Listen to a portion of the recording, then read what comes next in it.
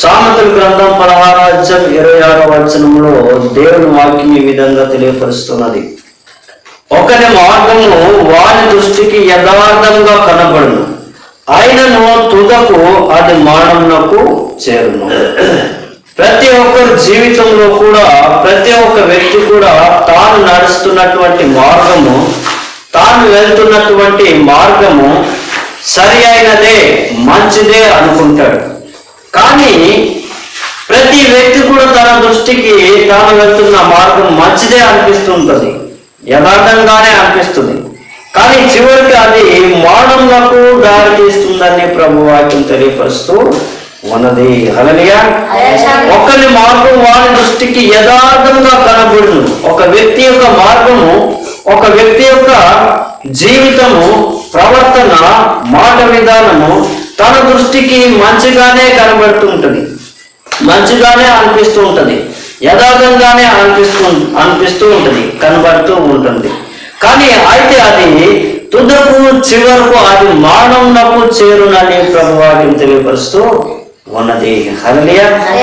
కాబట్టి మనం మాట్లాడే ప్రతి మాట కూడా, మనం ప్రవర్తించే ప్రతి ప్రవర్తన, మనం నడిచే ప్రతి నడక కూడా ఏనాడు కూడా ఇది మంచిదే, నేను నడుస్తున్న మార్గం మంచిదే, నేను మాట్లాడుతున్న మాట మంచిదే, నేను ప్రవర్తిస్తున్న ప్రవర్తన విధానం మంచిదే అని మనం ఏనాడు కూడా అనుకోకూడదు.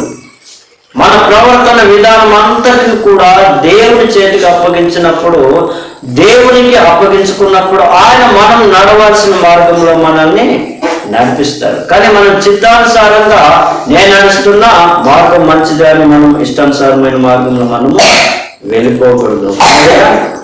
అదే సామెతల గ్రంథము 14:12 14:12 14:12 ఒకని ఎదుట సరి అయినదిగా కనబడి మార్గం కలదు, అయితే తుదకు అది మరణమునకు త్రోవ తీయును.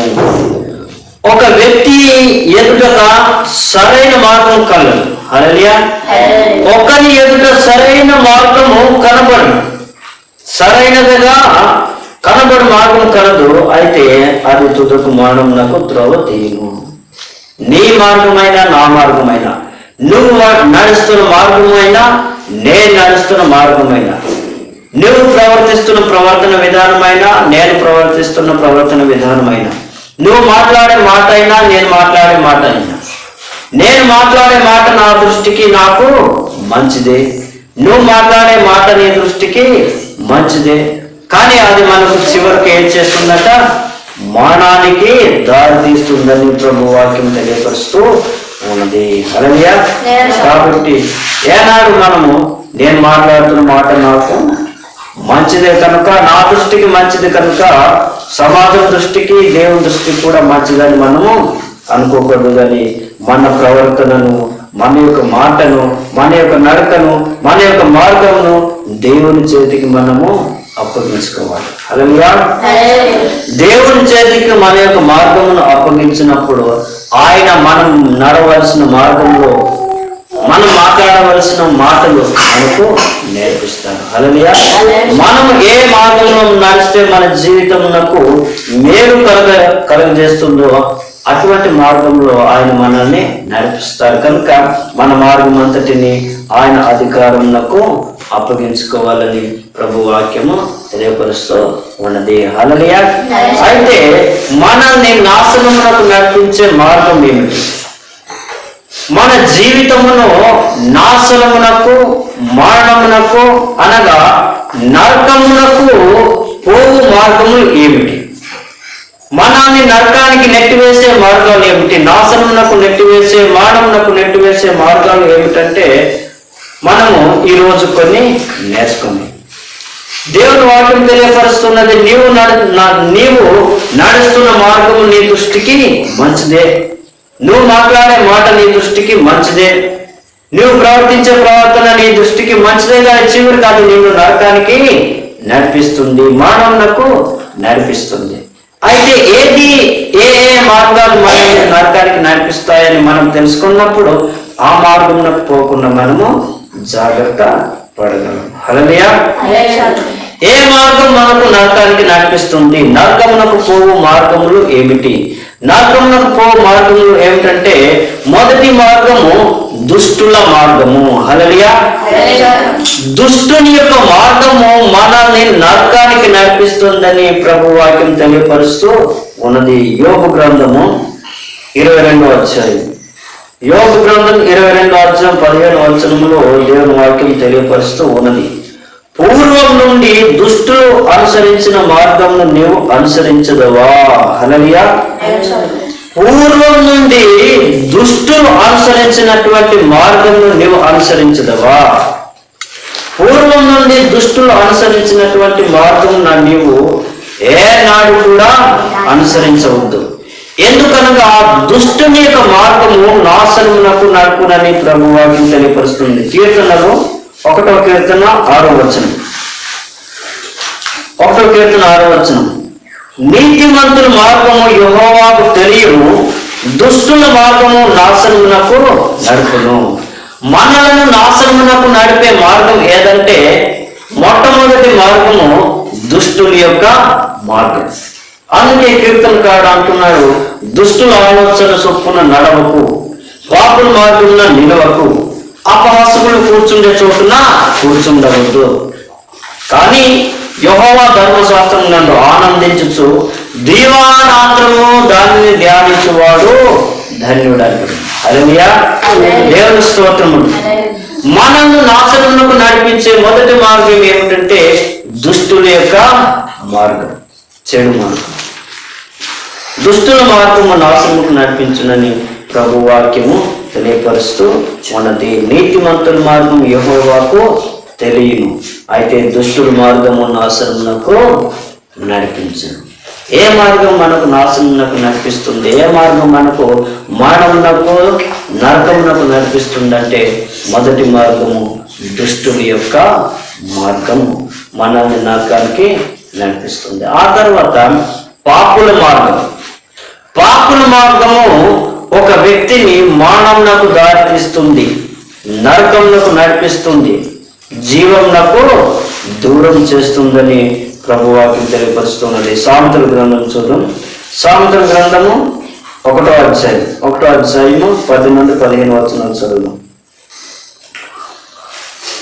నా కుమారుడా, పాపులు నిన్ను ప్రేరేపింపగా ఒప్పకము, మాతో కూడా రమ్ము, మనం ప్రాణం తీయుటకై పొంచి ఉందాం, నిర్దోషి అయిన ఒకరి పట్టుకున్నటకు దాగి ఉందాం. పాతాళం మనుషులను మింగివేయినట్లు వారిని జీవంతోనే మింగివేయుదాం. సమాధిలోనికి దిగువారు మింగబడినట్లు వారు పూర్ణ బలంతో ఉండగా మనము వారిని మింగివేయడం రమ్ము అని వారు చెప్పినప్పుడు ఒప్పకము. పలు విధములైన మంచి సొత్తులు మనకు దొరుకును, మన ఇండ్లను దోపుడు సొమ్ముతో నింపుదుము. నీవు మాతో పాలువాడవై ఉండుము, మనకందరికి నీ సంచి ఒకటే ఉండును అని వారు నీతో చెప్పుదురు. హల్లెలూయా. అయితే దేవుని వాక్యం తెలియపరుస్తుంది, నా కుమారుడా, నీవు వారి మార్గమున పోకుము, వారి త్రోవలు యందు నడవకుండా నీ పాదము వెనుకకు తీసుకొనుము. హల్లెలూయా. పాపుల మార్గము మనల్ని నాశనమునకు నడిపిస్తుంది. పాపుల మార్గము మనల్ని జీవమునకు దూరం చేస్తుంది. పాపుల మార్గం మనల్ని మానవునకు దారి చేస్తుందని ప్రభువాక్యం తెలియపరుస్తుంది. అందుకే సామెతల గ్రంథంలో సొలొమోను ద్వారా రాయబడినటువంటి సామెతల గ్రంథంలో దేవుని వాక్యం తెలియపరుస్తుంది, నా కుమారుడా, పాపులు నిన్ను ప్రేరేపింపగా ఒప్పకము. మనం దొంగతనానికి వెళ్దాం రండి, మనం సారా తాగడానికి వెళ్దాం రండి, మనము ఒక వ్యక్తిని అన్యాయంగా కొట్టి వారి డబ్బులు ఆడించుకుందాం రండి అని చాలా మంది పాపులు నిన్ను తాగితే ఏమైందిలే, ఒకరోజు తాగితే ఏమైందిలే, రకరకాలమైన మార్గాలు, పాపపు మార్గాలు ఉన్నాయి. ఒక వ్యక్తి నిన్ను పాపం చేయడానికి ప్రేరేపించినప్పుడు ఒప్పినట్లయితే, నీవు వారి మార్గంలో పోయినట్లయితే నువ్వు పాతాళంలో దిగిపోతావు, జీవం నీకు దూరం అయిపోతుంది, నరకానికి వెళ్ళిపోతావు, నాశనంలోకి వెళ్ళిపోతావు. అది మరణంకు దారి తీస్తుంది. కనుక పాపుల మార్గంలో నీవు నడవవద్దంటుంది. హల్లెలూయా. పాపుల మార్గంలో నడవ. దుష్టుల ఆలోచన చొప్పున నడవక పాపుల మార్గంలో నువ్వు నిలవవద్దు. హల్లెలూయా. పాపులు నిలబడినటువంటి మార్గంలో మనం నిలవకూడదు. పాపులు నిన్ను పాపం చేయడానికి ప్రేరేపించినప్పుడు నీవు వారి మాట వినవద్దని ప్రభు వాక్యము తెలియపరుస్తుంది. వారు నిన్ను ప్రేరేపింపగా ఒప్పకము, మాతో కూడా రమ్ము, మనం ప్రాణం తీయటకై పొంచి ఉండమని నీతో పిలిచినప్పుడు, మనం పాపం చేయడానికి త్వరపడి వెళ్దాం అని నిన్ను పిలిచినప్పుడు, సారాకి వెళ్దామని పిలిచినప్పుడు, దొంగతనానికి వెళ్దామని పిలిచినప్పుడు, ఒక వ్యక్తిని కొట్టడానికి వెళ్దామని పిలిచినప్పుడు, గొడవలకు వెళ్దామని పిలిచినప్పుడు, చెడు పని చేయడానికి వెళ్దామని నిన్ను ఎవరైనా పిలిచినప్పుడు నీవు ఒప్పుకోవద్దు. ఒప్పుకున్నట్లయితే, వారి మార్గంలో నీవు వెళ్ళినట్లయితే నువ్వేమైపోతావు? నాశనం అయిపోతావని. అది నిన్ను నాశనములకు నడిపిస్తుంది. ఆ మార్గం నిన్ను మానవులకు నడిపిస్తుంది. కనుక వారి వైపు నువ్వు వెళ్లకుండా నీ పాదములు వెనుకకు తీసుకొనుము అని ప్రభు వాక్యము తెలియపరుస్తూ ఉన్నది. హల్లెలూయా. దేవుని స్తోత్రం. కాబట్టి మొదటి మార్గం మనల్ని నాశనం నడిపించే మార్గం దుష్టుల మార్గం అయితే, రెండో మార్గం పాపుల మార్గం. మూడోది ఏమిటంటే తప్పుడు మార్గం. హల్లెలూయా. తప్పుడు మార్గం మనల్ని తప్పుడు మార్గంలో నడిపించే మార్గము మనకు నాశనమునకు నడిపిస్తుంది. కీర్తన 119వ కీర్తన 119వ కీర్తన 119వ కీర్తనలో 119వ కీర్తన 119వ కీర్తనలో 104వ వచనం. నీ ఉపదేశం వలన నాకు వివేకం కలిగెను, తప్పు మార్గములన్నీ నాకు అసహ్యమాయెను. హల్లెలూయా. తప్పుడు మార్గంలో దేవుడు అసహించుకుంటాడు. ఏ వ్యక్తి అయితే తప్పుడు మార్గంలో నడవడానికి ఇష్టపడతాడో వారిని దేవుడు అసహించుకుంటాడని ప్రభు వాక్యం తెలియపరుస్తూ ఉన్నది. నీ ఉపదేశం వలన నాకు వివేకం కలిగెను. దేవుని యొక్క ఉపదేశము, దేవుని యొక్క వాక్యము మన జీవితంలో వివేకమును కలగజేస్తుంది. అనగా ఏది మంచిదో, ఏది చెడు, ఏది మనల్ని మంచి చేస్తుందో, ఏది మనల్ని చెడు చేస్తుందో, ఏది చేస్తే మంచిది, ఏది చేస్తే చెడ్డది అనేది మనకు వివేక జ్ఞానమును కలిగించేది ఏదైనా ఉందంటే దేవుని యొక్క మాట. హల్లెలూయా. దేవుని యొక్క మాట ఒక వ్యక్తికి వివేక జ్ఞానమును, వివేకమును అనుగ్రహిస్తూ ఉన్నది. అయితే తప్పుడు మార్గము దేవునికి అసహ్యం. హల్లెలూయా. ఒక వ్యక్తి నిన్ను తప్పుడు మార్గంలో నడిపించినట్లయితే దేవుడు నిన్ను అసహించుకుంటాడు. నువ్వు తప్పుడు మార్గంలో నడిచినప్పుడు, ఇతరులను తప్పుడు మార్గంలో నడిపించినప్పుడు నిన్ను దేవుడు అసహించుకుంటాడు. కాబట్టి దేవుడు మనల్ని ఆశించుకునే విధమైనటువంటి పనులు మనము చేయకుండా చూసుకోవాలి. హల్లెలూయా. దేవుని స్తోత్రము. మనల్ని సృష్టించి తన రూపంలో నిర్మించి తన యొక్క జీవవాయువును ఊది మనకు జీవమును అనుగ్రహించి ఆ తర్వాత మనల్ని తన రాజ్యం కొరకు సిద్ధపరుస్తున్నటువంటి ఆ మన యొక్క సృష్టికర్తే మన తండ్రి మనల్ని ఆశ్రయించుకుంటే మన జీవితం ఏమైపోవాలి, మన గత ఏమైపోవాలి. హల్లెలూయా. నిన్ను పుట్టించిన, నిన్ను నిర్మించిన, నీకు జీవం ఇచ్చిన, నీకు ప్రాణం ఇచ్చిన దేవుడే నిన్ను ఆశ్రయించుకుని నెట్టివేస్తే నీ జీవితం ఏమైపోతుంది, నీ భవిష్యత్తు ఏమైపోవాలి. కాబట్టి మనల్ని సృష్టించిన దేవుడు మనల్ని ఆశించుకునే విధంగా మనం ఏనాడు కూడా ప్రవర్తించకూడదు, జీవించకూడదు, చేయకూడదని ప్రభు వాక్యం స్పష్టంగా తెలియపరుస్తూ ఉన్నది. హల్లెలూయా. ఆ తర్వాత ప్రభువుకు ఆయాసకరమైన మార్గము మనల్ని నాశనమునకు నడిపిస్తుంది. ఏ మార్గము అయితే దేవుడు ఆయాసం అంటే ఏ మార్గం చూస్తే, ఏ మార్గస్థులను అయితే దేవుడు ఆయాసకరమైన మార్గంగా దేవుడు ఎంచుకుంటాడో ఆ మార్గంలో మనం నడిచినప్పుడు మనం నాశనములకు దిగిపోతాం. కీర్తనల గ్రంథము 139వ కీర్తన 24వ వచనం. 139వ కీర్తన 139లో 24వ వచనం మనం చదువుదాం. నీకు ఆయాసకరమైన మార్గము నా యందున్నదేమో చూడుము, నిత్య మార్గమున నన్ను నడుపుము. కీర్తనకారుడు అంటున్నాడు, దేవా నన్ను పరిశోధించి నా హృదయమును తెలుసుకొనుము, నన్ను పరీక్షించి నా ఆలోచనలను తెలుసుకొనుము. కీర్తన గ్రంథము 139వ కీర్తన 23, 24 చదువు. ఇక్కడ దేవుడు కీర్తనకారుడు ద్వారా రాయిస్తున్నాడు. హల్లెలూయా. కీర్తనకారుడు ఏమని రాస్తున్నాడంటే, గాడిలో బయట తీసుకెళ్ళి తెచ్చాను. హల్లెలూయా. కీర్తనకారుడు ఏమని రాస్తూ ఉన్నాడంటే, దేవునితో ప్రార్థిస్తున్నాడు, దేవా నన్ను పరిశోధించి నా హృదయమును తెలుసుకును.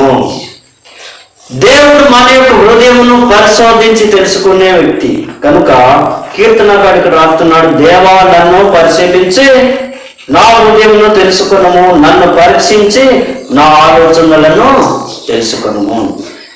నీకు ఆయాసకరమైన మార్గము నా యందు ఉన్నదేమో చూడుము, నిత్య మార్గమున నన్ను నడుపుము. హల్లెలూయా.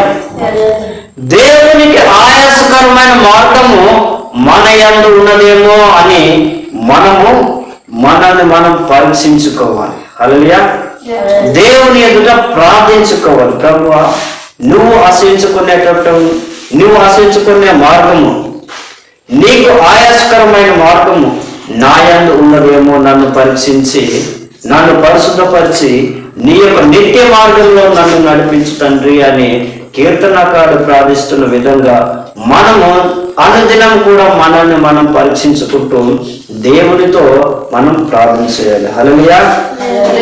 నీకు ఆయాసకరమైనది ఏమైనా నా జీవితంలో ఉన్నట్లయితే తీసివేసి నీ నిత్య మార్గంలో నన్ను నడిపించు తండ్రి అని మనం ప్రార్థన చేసినప్పుడు దేవుడు మన ప్రార్థన ఖచ్చితంగా ఆలకించి మనం నడవలసిన నిత్య మార్గంలో మనల్ని దేవుడు నడిపిస్తాడు. హల్లెలూయా.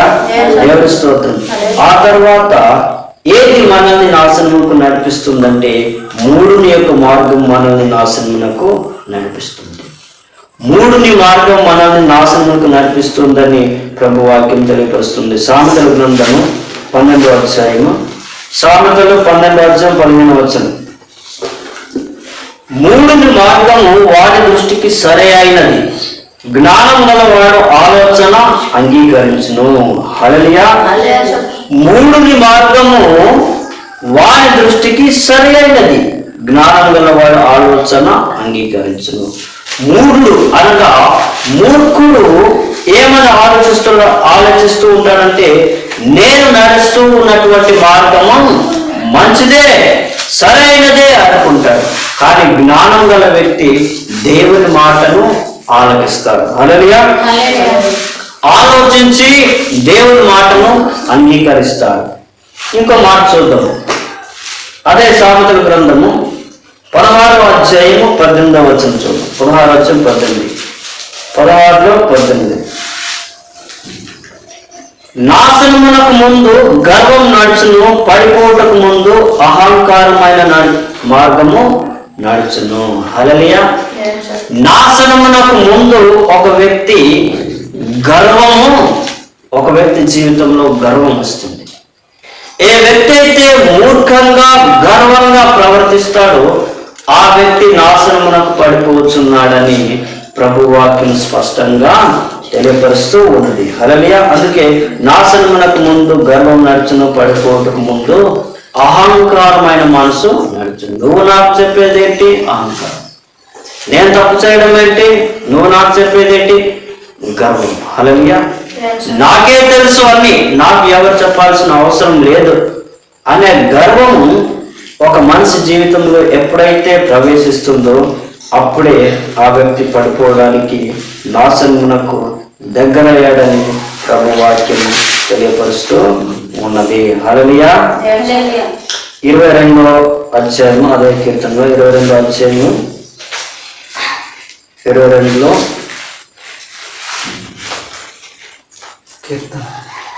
సామెతల గ్రంథం